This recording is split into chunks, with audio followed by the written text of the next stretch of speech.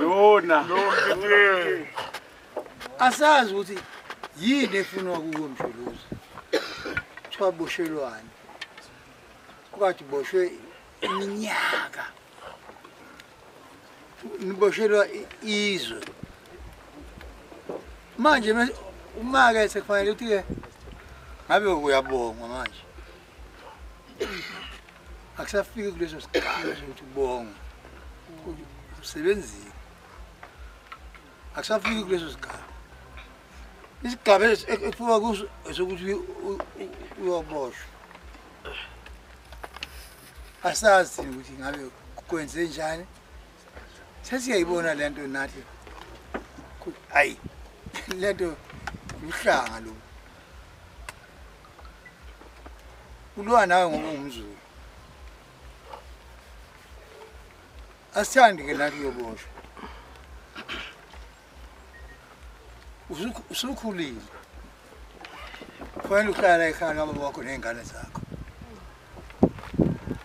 Hayi uyohlala ngale kwekhiye. Cha impela lento yakho Mshuluzi ayisiphathi kahle thina. Ngoba athi umongameli phambilini ungqongqoshe ondini. Usebenza imisebenzi nje ephakeme. Asazi namhlanje ukuthi ivuka lento. Elete lokhu kulandela. Ngoba sizinduna nje thina. Usebuthweni lethu. Ngoba usubuyile nje la ekhaya. Wasesi umongameli. Uyinsizwa nje yakwaZuma. Esebuthweni lami yongumdidiyeli nenduna. Sikuphethe. Manje lo ukudlalwa ngawe ayi akusiphathi kahle. Akusiphathi nje kahle neze. Ngoba asiyadle lento ukuthi isukaphi. Ufunwani. Inkosi ke kakhulunywa ngaleli khaya.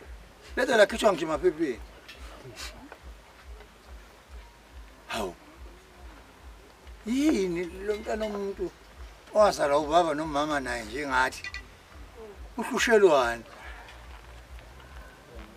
Manje ke sithi ke thina umkhonto uyozenzela.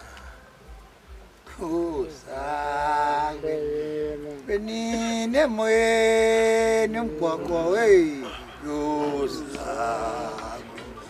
Umkhonto usiyosala uzenzela. Benine moyeni umgwaqwa sho njalo ke thina Mshuluzi. Umkhonto sekufanele uzenzele. Ufuna impi manje. Angazi ngizothethelana nazo ezinye induna. Nampo makhanya nangu nonjoma.